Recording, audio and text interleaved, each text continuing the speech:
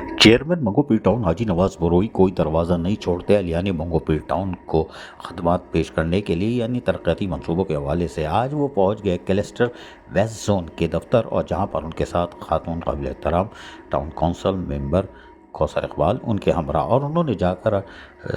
Cluster west zone से मुलाकात की और उनको दो जारी तकरीबन तरक्याती स्कीमें जो ऑन गोइंग है जारी हैं, जिसमें तौहीद कोर्ट में 16 PMTs लगाने का मंसूबा और एक सिंध गवर्नमेंट का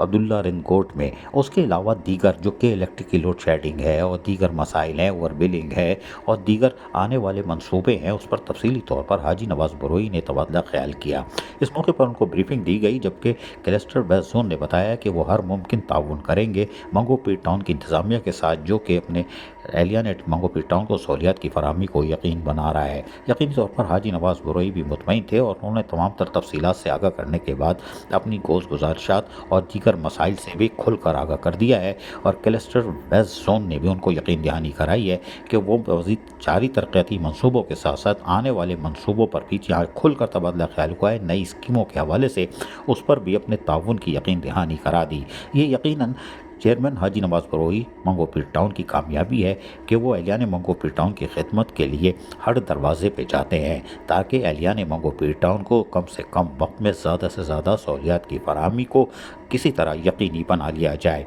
और वो यकीनी तौर पर आज भी मसरूफ़ रहे और उन्होंने एहलियान मंगो पी टाउन की मुकदमा भी लड़ा और आने वाली स्कीमों के साथ साथ जारी मंसूबों पर तफसीली तौर पर तबादला ख्याल किया, जो कि यकीनी तौर पर एहलियान मंगो पी टाउन के लिए एक तोहफ़ा होगी आने वाले दिनों में। अजीज़ आरिफ, KBS बल्दियाती न्यूज़, कराची।